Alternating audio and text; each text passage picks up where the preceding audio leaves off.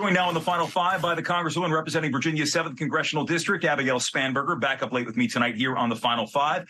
All right, I'm going to get right to it because the question, we've been talking about this for weeks now. It is Monday. The deadline is a little more than a week away. Are we going to see a government shutdown? The answer is we can't. Anytime there is a shutdown, it is devastating for Virginians. I'm sure everyone listening tonight knows that. It's not just federal employees, not just federal contractors. It's the entire economy. We are the most impacted state when there is a shutdown. We are voting this week on a continuing resolution. There will be bipartisan support, and we will get it across the finish line. We'll pass it in the House, send it to the Senate, and it'll go to the president's desk. So we're working hard. The time frame is tight.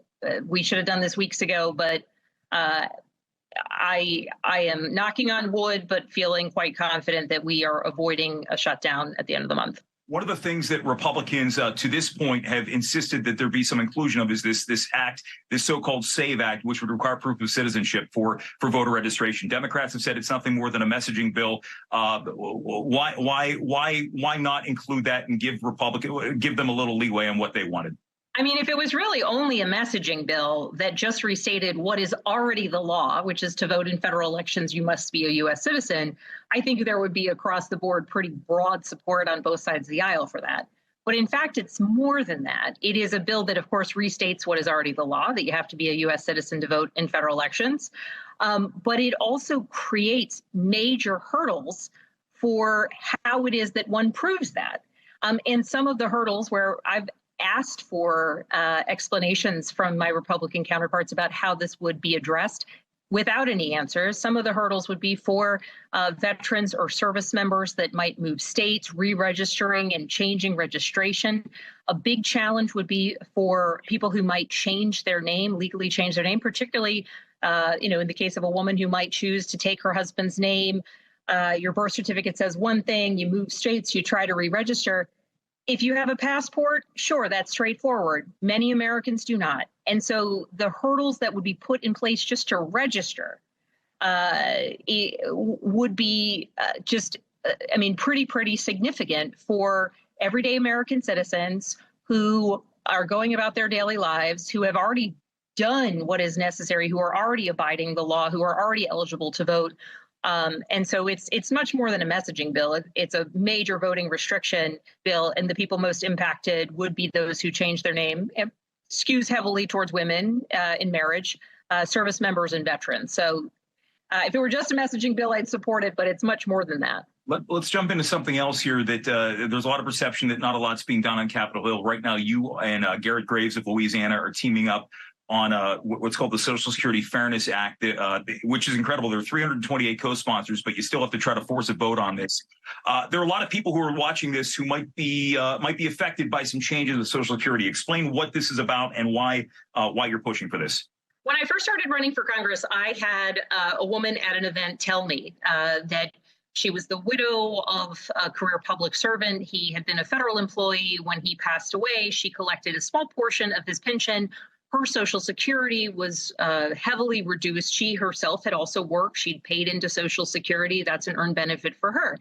She laid out this scenario, which I honestly thought that she was explaining it wrong. I thought she was mistaken. I thought there was a problem to the circumstance because what she was explaining to me just didn't make sense. That here's a woman who paid into Social Security, that earned benefit wasn't available for her because she was the widow of a public servant.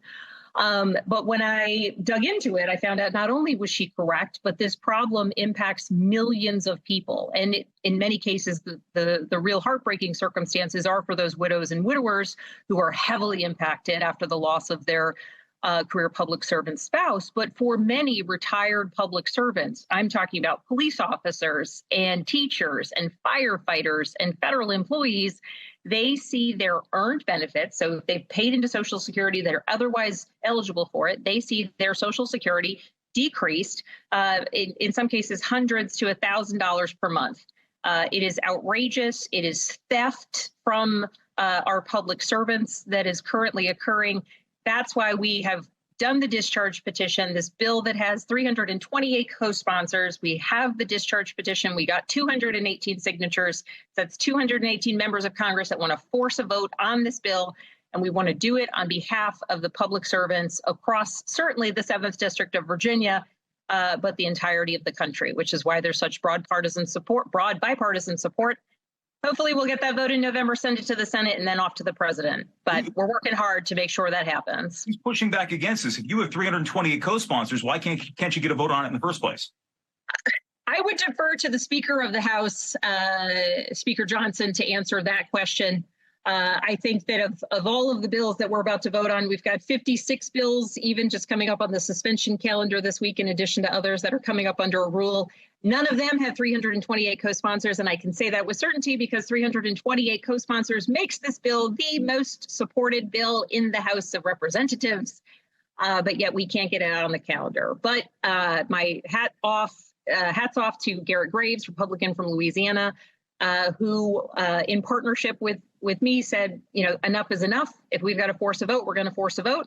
Let's go get those signatures, which is what we did. And hopefully now we're in the process of being able to ensure that vote happens in November with a little bit of time to send it over to the Senate, where it has more than 60 co-sponsors, of course, necessary to get past the filibuster and the cloture vote requirement, and then send it off to the president's desk. It's decades in the making. It's decades too late for so many of our public servants, but this is the year we have to get it done. And Garrett and I are working to make sure we do it before the year's end. Congresswoman Abigail Spanberger on the Final Five. Always appreciate you taking time. Thank you so much for having me.